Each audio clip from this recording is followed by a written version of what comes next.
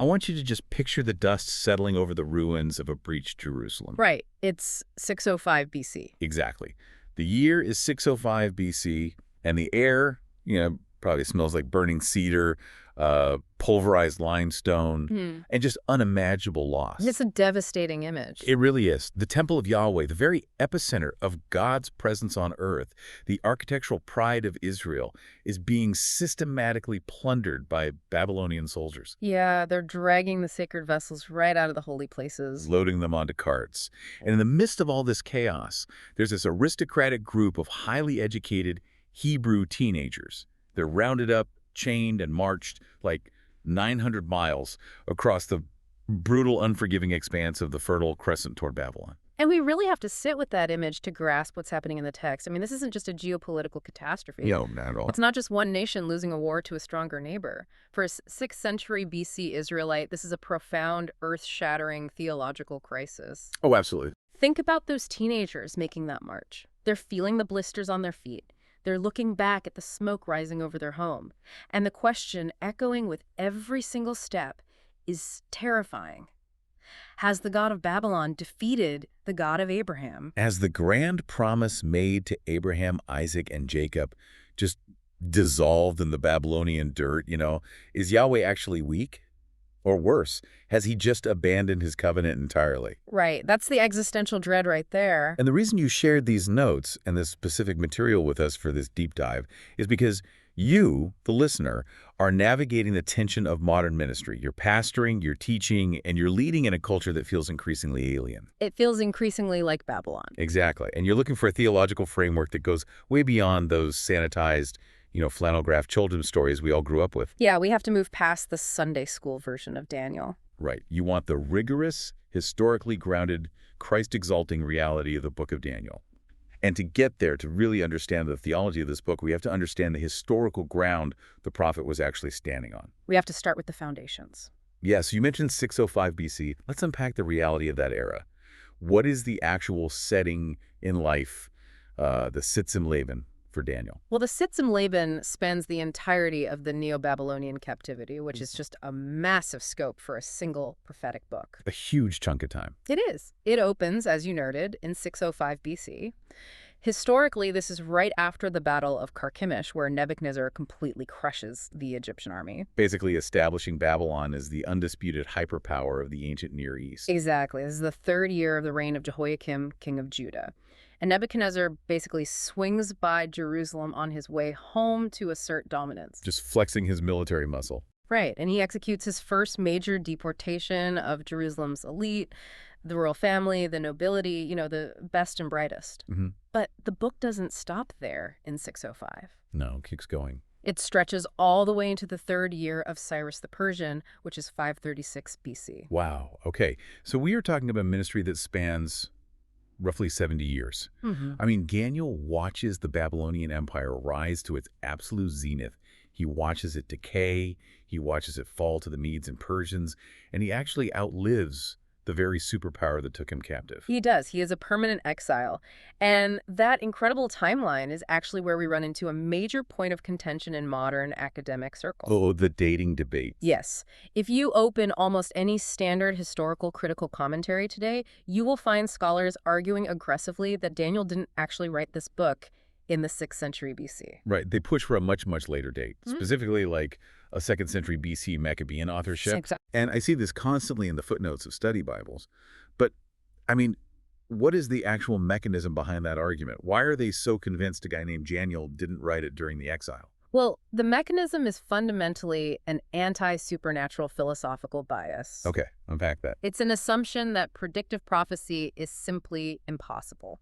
When you read Daniel, particularly chapter 11, the author predicts the rise and fall of the Medo-Persian and Greek empires with astonishing granular accuracy. Well, it's shocking accuracy. Unbelievable accuracy.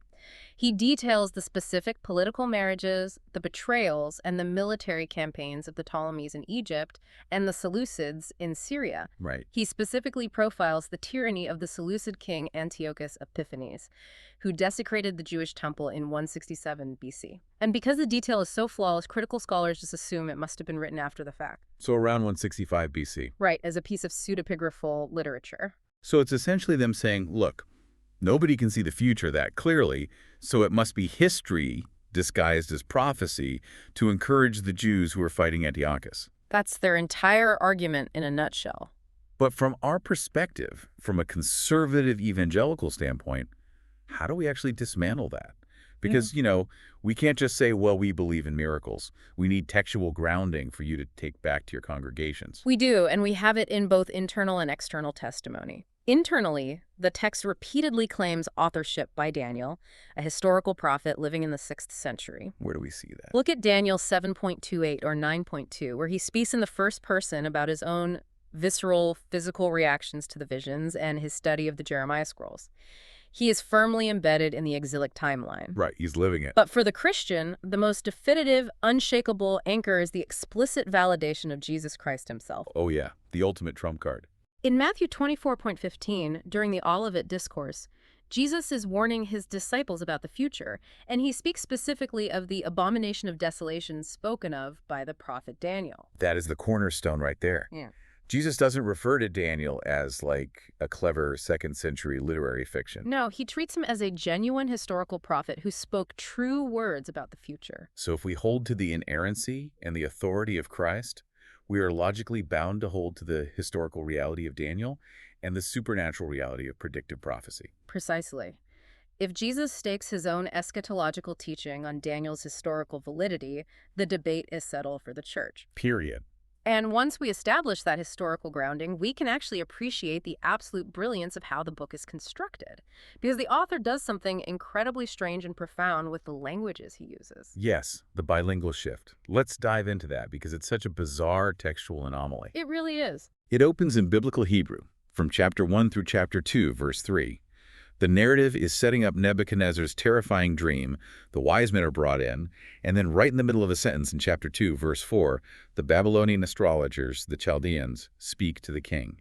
And the text notes that they spoke in Aramaic. Yes, the text uses the term Aramaic, pronounced Aramite. And from that exact word forward, the text just stays in Aramaic. It doesn't switch back for the next scene. No, chapters 2 through 7 are entirely composed in the Aramaic language. And then, abruptly at chapter 8, it shifts back to Hebrew for the remainder of the book. So what is the underlying logic there? I mean, is this just a textual accident where two different scrolls got stitched together poorly? Or is there a theological reason for switching to the lingua franca, the global language of the day, right in the middle of the book? Oh, it is a highly deliberate theological and structural choice. You have to understand what Aramaic was in the ancient Near East. What was it? It was the language of international diplomacy, commerce, and empire. It was basically the English of the ancient world. Okay, that makes sense. So by shifting into Aramaic for chapters 2 through 7, the author is making a profound statement. These central chapters focus heavily on the macro history of the Gentile nations, their rise, their staggering arrogance, and their ultimate total destruction by the kingdom of God. Wow. By writing this in Aramaic, it is as if the Holy Spirit is putting the Gentile world on notice in its own tongue. So it's like a massive billboard to the nations. It's God operating on their turf, using their vocabulary to declare their expiration date. That's exactly what it is. But then look at the Hebrew sections that bracket the book chapter 1 and chapters 8 through 12. The outer edges. Right. These sections focus intensely on the covenant people. Chapter 1 establishes Jewish covenant identity in the midst of exile, and chapters 8 through 12 detail the specific, localized suffering the Jewish people will face, along with their ultimate vindication. So the language itself acts as theology. Yes. The Hebrew reminds us that this is ultimately a story about God's covenant faithfulness to Israel, while the Aramaic center declares that Yahweh is sovereign over the geopolitical destinies of the entire globe. I love that. The medium really is the message, and that bilingual shift actually forms the architectural blueprint of the book's literary design. It blends two very different genres to accomplish this. It does. On one hand, you have chapters 1 through 6, which read like classic ancient Near Eastern historical court narratives, and then chapters 7 through 12 aggressively shift into apocalyptic literature. And Daniel utilizes the standard conventions of the ancient Near Eastern court tale, only to completely and utterly subvert them. How so?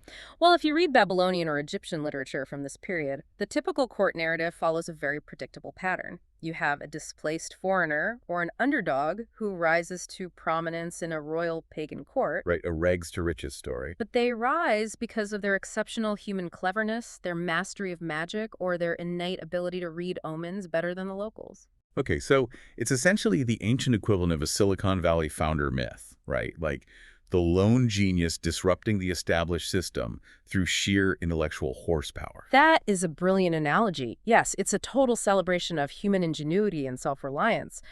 But Daniel aggressively strips all of that away. He dismantles the myth. Completely. In Daniel's narrative, human cleverness is shown to be utterly bankrupt. I mean, think about chapter 2.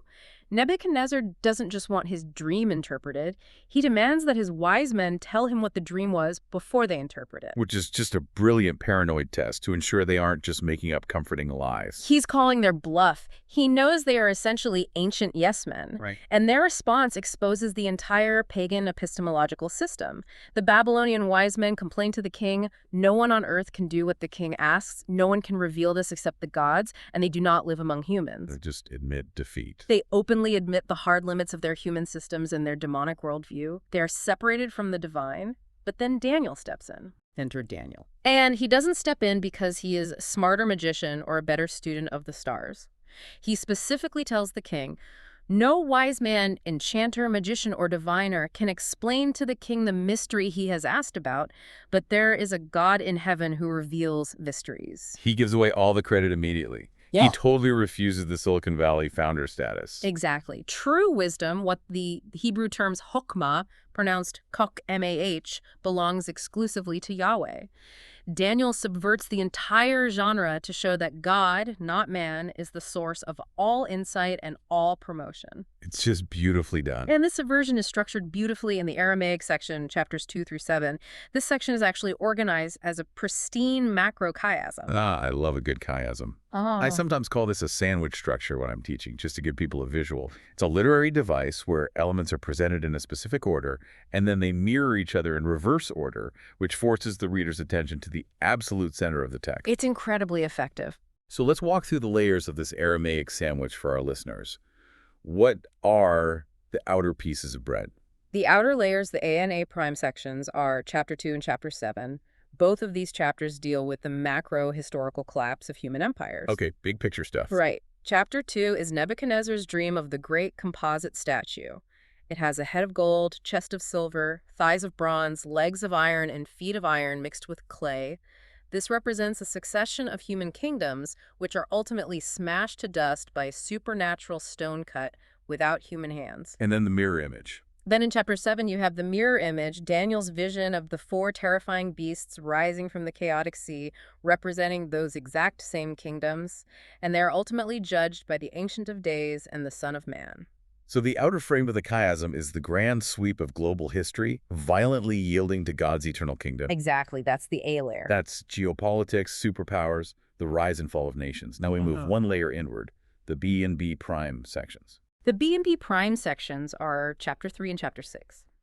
These are the intimate narratives of the faithful remnant being miraculously delivered from state-sponsored execution. The famous Sunday school stories. Right, but with profound theological weight. Chapter 3 is Shadrach, Meshach, and Abednego refusing to bow to the golden image and being thrown into the fiery furnace. Chapter 6 is the mirror image, Daniel refusing to stop praying to Yahweh and being thrown into the lion's den. So what's the function there? These chapters function to show the reader that while empires rage on the macro level in chapters 2 and 7, on the micro level, God intimately preserves his faithful individuals who refuse to compromise. Which brings us to the meat of the sandwich, the absolute center of the chiasm, C and C prime. The center, chapter 4 and chapter 5, focuses on the divine humbling and condemnation of pagan kings. This is where it gets really interesting. It really does. In chapter 4, Nebuchadnezzar, at the height of his arrogant pride, is struck with a zoomorphic madness. It's a condition somewhat like clinical lycanthropy or boanthropy. He literally loses his mind. He goes out into the fields, his hair grows like eagle's feathers, and he eats grass like an ox. The CEO of the known world becomes a beast. Yes, he lives like an animal until he looks up to heaven and acknowledges that the Most High rules the kingdom of men. That is a profound humbling that ultimately leads to his restoration. I mean, it's the ultimate billionaire PR disaster. But it works. It breaks his pride. It does, but then look at chapter 5, the mirror image.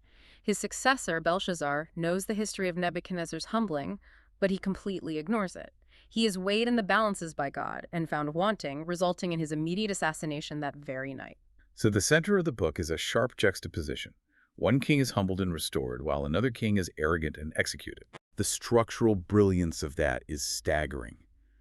The individual destinies of these terrifying monarchs, the guys who literally have the power of life and death over millions, who view themselves as living gods, are completely nested within God's grand macro-historical shifts. They're trapped. They think they are the center of the universe, but structurally, the author has trapped them inside Yahweh's sovereign chiasm. And the author doesn't just structure them into a corner. He actively, almost aggressively, mocks their entire worldview. Let's talk about that mockery.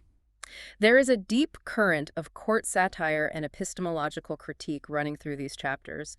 The text repeatedly piles up terms for the Babylonian diviners, rolling them off like a ridiculous list of empty credentials. Right, it mentions the magicians, the enchanters, the sorcerers, the astrologers. Well, not ... but it just keeps going. It's like he's saying, bring in the wizards, the warlocks, the psychics, the PhDs in astrology, the entire faculty of the University of Babylon. It's a whole department. And the ultimate irony of that list is found in the Aramaic root word gizar, pronounced gizahr. In the Babylonian context, this word was used specifically for diviners. It literally means to cut. To cut. Yeah. These were the experts who would cut or determine human destiny by reading omens. They would cut open a sheep and read its liver, or they would observe the patterns of the stars and they would claim the authority to literally cut destiny. So they're claiming to be the architects of the future. But when the real crisis hits, when Nebuchadnezzar is having a psychological breakdown over his dream, or when Belshazzar is staring at a disembodied hand writing on his wall, these men who claim they can cut destiny are utterly impotent. They can't do a thing. They can't cut anything. Their entire epistemological system, their entire way of knowing the world, is exposed as a massive fraud. Pagan knowledge is revealed to be nothing more than an illusion of control. Which is such a comforting realization for the Jewish exiles reading this. Babylon looks invincible, but its internal operating system is completely broken. It's completely hollow. And there's another literary device here that highlights God's absolute control over the sacred amidst all this pagan chaos, and that's the use of the temple vessels. You call this a cultic inclusio. We really need to unpack the how and why of this because it's so dramatic. An inclusio is a literary framing device, like a set of bookends around a narrative. And the bookends here revolve around the sacred vessels from the temple in Jerusalem. The Hebrew word there is kelim, pronounced kalim. Right, the Kalim. In chapter 1, verses 1 and 2, the book opens with a catastrophic, traumatic loss. Nebuchadnezzar besieges Jerusalem, plunders the temple, carries off the Kalim, and puts them in the treasury of his pagan god Marduk. Which, in the ancient world, is a massive theological statement. Huge. If your god's stuff gets taken and put in another god's house, it means your god is dead, or at least severely beaten. It looks like Yahweh has been utterly defeated. But those vessels show up again, right at the climax of the court narratives. And to understand why this is so offensive, we have to look at the context of Belshazzar's feast in chapter 5. Yes, the context is everything here. Picture this. The Medo-Persian army, commanded by Cyrus, is literally encamped outside the impenetrable walls of Babylon. The city is under siege. Belshazzar is terrified. So what does he do to self-soothe and project strength to his nobles? He throws a massive drunken frat party to prove he's untouchable. He is projecting false security, and in the height of his arrogant intoxication to thumb his nose at the captive nations and prove that his gods are stronger than the armies outside, he brings out those exact same kilum. Oh, man. He and his lords, his wives, and his concubines drink wine from the sacred vessels of Yahweh while actively praising gods of gold, silver, bronze, iron, wood, and stone. He is intentionally cross-contaminating the holy with the profane. It is the ultimate act of blasphemy. He's using the instruments of Yahweh's atonement system as, like, red solo cups. And God's reaction is instantaneous. The moment he defiles the kilim, a detached human hand appears in the plaster of the wall, illuminated by the lampstand, and begins writing, Mene, Mene, Tekel, Parsin. Immediate judgment. It is an immediate, terrifying, divine vindication. God is effectively saying, I permitted you to hold my vessels as a judgment on my people, but you cannot mock my holiness. Wow. The inclusio of the vessels proves that God was never defeated in chapter 1. He was always sovereign. And when his boundaries are decisively crossed, his judgment is swift and fatal. Belshazzar is dead before sunrise. The psychological terror of that moment is just incredible. And Daniel's use of imagery only gets more intense as we move into the apocalyptic section. Let's talk about the zoomorphic metaphor in chapter 7. Zoomorphic meaning animal-shaped. Right. Daniel sees these four empires not as the glorious, gleaming metal statues of Nebuchadnezzar's dream, but as horrific beasts. The Aramaic word for beast is huon, pronounced K-W-A-H-A. And these are not normal animals. They are grotesque, unnatural chimeras. Like monsters. Exactly. Daniel sees a lion with eagle's wings, a lopsided bear with 3 ribs crushed in its mouth, a 4-headed leopard with wings, and a 4th terrifying iron-toothed monster that just crushes everything. These huon represent totalitarian states. And what's the theological point of making them so ugly? The theological point is profound. When human empires divorce themselves from the Creator, they don't elevate humanity as they claim. They devolve into ravenous, unnatural animals that trample the earth. It is the dehumanizing, beastly effect of idolatrous political power. We see that played out in literally every century of human history. The state becomes a monster. But then, in stark contrast to the beasts, you have the heavenly court. The contrast is breathtaking. While the earth is churning out these chaotic, violent beasts from the sea, the heavenly realm is described with pure, clean, anthropomorphic, or human-like reality. A return to true humanity. Exactly. You have the Ancient of Days taking his seat, clothed in white as snow, and you have one like a son of man approaching him. The text is telling us that true humanity, true order, and ultimate peaceful kingship belong only to the kingdom of God. It's wild that Daniel uses these chaotic beasts, but he's not just pulling these images out of thin air, right? He is tracking with Genesis, which transitions us perfectly into our next focus, intertextual and canonical integration. Yeah, let's look at the broader canon. If we connect this to the bigger picture of the Old Testament canon, the book of Daniel is a masterclass in biblical theology. He is constantly receiving and transforming the foundational texts of the Torah. Let's start with the Joseph typology, Genesis 37 through 50. How is Daniel modeling his life and the structure of his book on Joseph? The parallels are deeply intentional and impossible to miss if you know the Torah. Both Joseph and Daniel are idealized, handsome, highly favored Hebrew youths who are forcibly exiled into a pagan superpower. Joseph is trafficked to Egypt. Daniel is deported to Babylon. Right. And once there, both are subjected to intense, systemic attempts at cultural and religious assimilation.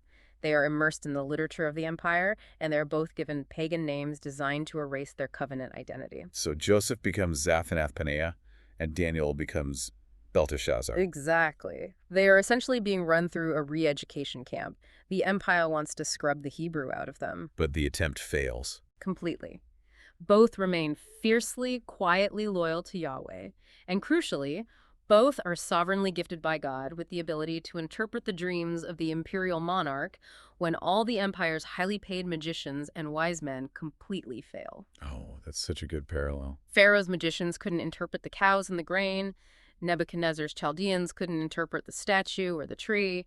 And in both cases, the Hebrew exile is elevated to the second highest position in the kingdom to manage a crisis. So why make this connection? If I'm a Jewish exile sitting by the rivers of Babylon reading this, what is Daniel trying to tell me by linking his life to Joseph? He is proving, through lived experience, that the exile is not an abandonment of the Abrahamic election. It is a reiteration of it. Oh, wow. Just as God used Joseph to preserve a remnant of his family and mediate divine wisdom to the Egyptian empire, God is now using Daniel to mediate divine conviction and preserve a remnant in Babylon. The covenant hasn't failed. It hasn't been voided. It's just operating in hostile territory. God is still the God of the diaspora. That is such a comforting pastoral reality. God's redemptive purpose doesn't just stop at the geopolitical border of the Promised Land. Now let's go even further back in the Genesis scroll. Genesis 11, the Tower of Babel. Connect the geography of Babel to the great statue in Daniel 2. This is a brilliant theological and geographical link. Genesis 11 takes place on the plain of Shinar. That is where humanity, in its arrogant rebellion after the flood, collectively gathered in autonomy and pride to build an empire that could storm the heavens. They built Babel. Right. Now, fast forward to Daniel 1.2. We are explicitly told that Nebuchadnezzar took the temple vessels to the land of Shinar. The author is deliberately linking the two. Babylon is Babel. So Nebuchadnezzar is essentially a new Nimrod trying to finish the project. Precisely. Babel was the archetype of human autonomy and self-glorification. By locating Nebuchadnezzar's massive composite statue, the gold, silver, bronze, iron, and clay, in that exact same theological locale, Daniel is showing us that all human empires are structurally destabilized by their own pride. They're built on the same fault line. Yes, they are built on the faulty foundation of Shinar. They are just repeating the sin of Genesis 11, and they will face the exact same divine dispersal. And we know they're eventually smashed to dust by a rock. Yeah. A stone cut by no human hand. We'll get to the identity of that stone in a minute when we look at Christ, but first, I want to talk about another contemporary prophet, Ezekiel. Yes, Ezekiel. Ezekiel and Daniel were contemporaries, both living in exile, though in different circumstances. Ezekiel has that mind-bending, almost hallucinogenic vision in chapters 1 and 10 of the Merkava, the mobile throne chariot of God. It's an incredible vision. He sees wheels within wheels, covered in eyes, burning fire, myriads of angels. God's glorious presence is mobile. He is literally lifting off from a defiled Jerusalem and going into exile to be a sanctuary for his people. Yes, the Merkava signifies that Yahweh is not geographically bound to a brick-and-mortar building in Jerusalem. He is omnipresent and actively moving with his remnant. But look at what Daniel does with that exact same imagery in chapter 7. Daniel sees the Ancient of Days taking his seat. His throne was fiery flames, and its wheels were burning fire. A stream of fire issued from before him, and 1,000 thousands served him. It's the exact same visual vocabulary as Ezekiel's chariot. But there's a massive, crucial difference in the action. I know exactly what you're going to say, and it's so powerful. What changes? In Ezekiel, the throne is mobile, it's traveling, its wheels are spinning as it goes into exile. In Daniel 7, the throne has become static. It has stopped moving. The Ancient of Days sits down. The wheels of fire have locked into place. The chariot has transformed into a cosmic courtroom, seated in absolute terrifying judgment over human history. The text says, the court sat in judgment, and the books were opened. Wow. Daniel is telling the battered exiles, the God who traveled with you in Ezekiel's vision has now arrived at his destination. He has convened the Supreme Court to judge the beasts that oppress you. The chariot has literally become a bench. The judge is in session. The gavel is in his hand. And speaking of those beasts being judged, let's tackle this Chaos Kampf motif, because this is where the intertextual stuff gets really provocative. It does. Chaos Kampf is a German academic term meaning struggle against chaos. We see this motif everywhere in ancient Near Eastern myths, like the Babylonian Enuma Elish or the Canaanite Baal epics. In those myths, the pagan god has to physically battle a terrifying sea monster like Tiamat or Yam to establish cosmic order. It's a bloody, exhausting, deeply physical fight. Yes, in the pagan imagination, the gods have to sweat, bleed, and desperately fight to maintain the cosmos against the forces of chaos. The universe is always hanging by a thread. Wait, time out. If Daniel is this ultra-Orthodox Jewish prophet, what is he doing writing about pagan sea monsters coming out of the chaotic deep in chapter 7? That feels like a massive theological compromise. Why adopt the mythology of the enemy? Well, it looks like a compromise until you see what he does with it. He adopts the cultural imagery of his day only to completely and utterly demythologize it. He's turning it on its head. He is mocking it. In the Babylonian myth, Marduk has to fight a grueling, epic, terrifying physical battle against the sea monster Tiamat. He has to use nets and winds and arrows. The outcome is tense. But look at Daniel 7. The Ancient of Days doesn't fight the beasts. He doesn't break a sweat. He doesn't pick up a sword. He doesn't wrestle them. He doesn't even stand up. He just sits there. He just sits down, he opens a book, and he issues a legal decree. The text says, the beast was slain, and its body destroyed and given over to be burned with fire, all by judicial fiat. So no epic battle. None. Cosmic evil is reduced from a terrifying mythological rival god to a pathetic, shackled defendant in Yahweh's courtroom. God doesn't struggle against chaos, he governs it through his word. That completely flips the script. Yeah. Evil is just a defendant waiting for the gavel to drop. It has no actual power against the judge. And this courtroom scene isn't just about cosmic justice in the abstract.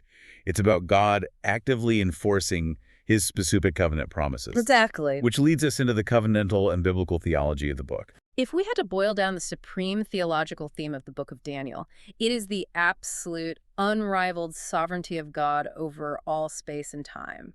The Hebrew concept is Malkut. Malkut, pronounced Malkot.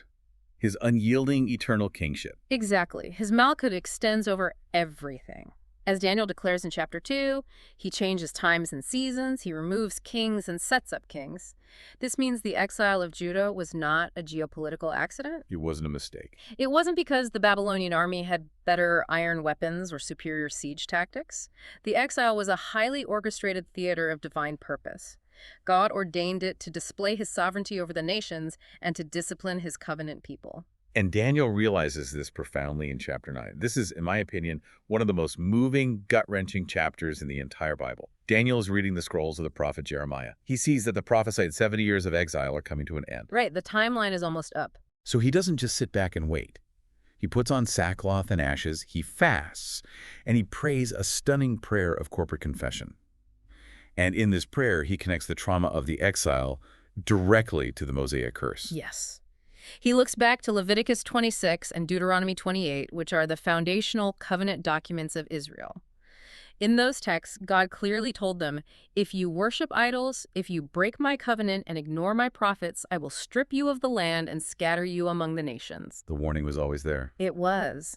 So Daniel prays, all Israel has transgressed your law, and the curse and oath written in the law of Moses have been poured out upon us because we have sinned against him. Here's how I process this when I'm studying it. Think of a binding legal contract. When Israel went into exile, the average Israelite probably thought God had broken the contract. He promised them land, blessing, and a king, and now they're slaves making bricks in Babylon. That was the common sentiment, yeah. But Daniel's saying, no, this isn't a breach of contract by God. This is God enacting the enforcement clause of the covenant. That is the perfect analogy, the enforcement clause. The exile isn't evidence that God failed. It is terrifying proof that God is holy, just, and totally consistent. He kept his word. He told them exactly what the penalty for idolatry would be, and he executed it perfectly. And Daniel's logic is beautiful. If God is faithful to meticulously execute the curses of the covenant, he will be equally faithful to execute the blessings and the restoration when his people repent. But the restoration Gabriel promises in response to that prayer isn't exactly what Daniel is expecting. I mean, Daniel's thinking, okay, the 70 years of Jeremiah are up, we did our time to pack our bags, rebuild the temple, and go back to normal in Jerusalem. That's the hope. But the angel Gabriel shows up and massively recalibrates the timeline. This is a monumental shift in biblical theology. Gabriel tells Daniel essentially, yes, a remnant will go back to the physical land, but physical relocation isn't enough to solve the real problem. Because the heart is still broken. Right. The true cause of the exile wasn't just bad geopolitics. It was the radically corrupt, idolatrous human heart. Going back to a ruined city and rebuilding a stone altar won't fix the internal sin problem. So Gabriel takes Jeremiah's 70 years and multiplies them into 77s. The Hebrew phrase is shavuim shib'em, pronounced shavu-e-em, shiv-em. 70 weeks, or 490 years. Yes. Gabriel expands the timeline of restoration into a massive eschatological jubilee. In Leviticus 25, the jubilee was a release from debt and slavery that happened every 49 years. Here, God is decreeing a 490-year period to achieve an ultimate spiritual cosmic jubilee. That's incredible. Gabriel says this specific time is decreed to finish the transgression, to put an end to sin, and to atone for iniquity, to bring in everlasting righteousness. That is a staggering theological agenda. A physical return to the land of Judah under Ezra and Nehemiah, which happened just a few years later, definitely did not put an end to sin or bring in everlasting righteousness. We know that from reading Malachi. No, it didn't. Which means Daniel's prophecy is demanding something far greater than just a restored piece of real estate. It is demanding a new covenant. And in the meantime, it demonstrates how God preserves his covenant identity even when the external institutional structures are completely gone. Right. Think about the exiles in Babylon. They have no temple to offer sacrifices. The priesthood is scattered. They have no land to call their own. The Davidic throne is empty. By all ancient sociological metrics, their religion should have gone extinct within a generation. It should have disappeared entirely. But God preserves his remnant through internal faithfulness. He preserves them through their uncompromising faithfulness in the chapter 1 diet trial, refusing the king's meat. He preserves them through their unbelievable courage in the fiery furnace. He preserves them through Daniel's unyielding, disciplined prayer life that leads him straight into the lion's den. It's all internal. God uses this book to prove that true covenant identity is not geographically bound to a building. It is rooted in the Spirit, the Word, and uncompromising obedience. But again, this overarching demand for everlasting righteousness and a true cosmic jubilee that cannot be accomplished by a regular human king. Even a really good reforming king like Josiah or Hezekiah couldn't put an end to sin. It demands a specific divine savior. It all points to Christ. Which brings us to the absolute pinnacle of this text, the Christological focus. How does Daniel point us to Jesus? This is where all the complex threads of Daniel converge into a single glorious point. We mentioned earlier the connection to the creation mandate. In Genesis 1, Adam was given dominion over the beasts of the earth. Right, the original design. But Adam rebelled, he fell, he lost that dominion, and as a result, human history became dominated by beastly predatory empires. Daniel sees a total reversal of the fall. He sees the true Adam. In the climax of Daniel 7, verse 13, amidst the judgment of the beasts, he sees one like a son of man. The Aramaic there is kibar inash, pronounced K-B-I-H-R, enosh. Yes. This figure is riding the clouds of heaven, which is imagery usually reserved exclusively for Yahweh in the Old Testament, and he approaches the Ancient of Days. And to this Son of Man is given dominion, glory, and a kingdom that all peoples, nations, and languages should serve him. His dominion is an everlasting dominion, which shall not pass away. Kibar inash, one like a son of man. It is impossible to overstate how important this specific phrase is for the New Testament. This is Jesus' absolute favorite self-designation. He calls himself the Son of Man constantly. And he does so specifically to invoke this exact vision in Daniel 7. The ultimate climax occurs during Jesus' trial before the Sanhedrin, right before his crucifixion. The high priest asks him directly under oath, "Are you the Christ, the Son of the Blessed?" The ultimate question. And Jesus answers in Mark 14:62, "I am, and you will see the Son of Man seated at the right hand of power and coming with the clouds of heaven." He is claiming to be the Kibar inash. He is telling the high priest, who thinks he holds the power of life and death, "You think you are judging me. I am the divine figure from Daniel 7 who is about to take the cosmic throne to judge you and the entire world." It's stunning. It's an explicit, undeniable declaration of his cosmic enthronement. It is the boldest, most explosive claim he could possibly make, which is why they immediately tear their robes and condemn him for blasphemy. But the Son of Man isn't the only Christological marker in Daniel. Look back at chapter 2. The great metallic statue of human empires is shattered by a stone cut by no human hand. The non-human stone. That stone is Jesus Christ. He is the cornerstone whom the builders rejected. His kingdom is the one that breaks human pride and grows into a mountain that fills the whole earth. Human hands didn't build his kingdom. It is a sovereign, supernatural work of God. That's so good. We also can't forget the profound Christology of chapter 3. Shadrach, Meshach, and Abednego are thrown into the blazing furnace because they refuse to commit idolatry. Nebuchadnezzar looks in and is terrified. He says, "Didn't we throw 3 men bound into the fire? I see 4 men loose walking in the midst of the fire, and the form of the 4th is like a son of the gods." It is such a beautiful, profound typology of the incarnation. Whether you view it as a literal pre-incarnate appearance of Christ, a Christophany, or an angelic representative acting on his behalf, the theological point is exactly the same. The point stands. The divine figure does not extinguish the fire from heaven. He steps into the furnace of human suffering to protect his remnant from within the flames. It is a stunning picture of a God who suffers with and for his people. But the suffering doesn't end in the furnace. To secure that 490-year jubilee we talked about, to genuinely bring in everlasting righteousness and atone for iniquity, something terrible has to happen to God's chosen king. We see this explicitly in Daniel 9:26. This is perhaps the clearest articulation of penal substitutionary atonement in the Old Testament prophets outside of Isaiah 53. Gabriel tells Daniel that after the 62 sevens, an anointed one shall be cut off and shall have nothing. Or, as some translations render the Hebrew, cut off, but not for himself. The Messiah is cut off. He is executed. He absorbs the full, crushing weight of that Deuteronomic curse. Just as the physical city of Jerusalem was cut off and made desolate because of the people's sin, the true anointed one is cut off outside the walls of Jerusalem. Outside the camp.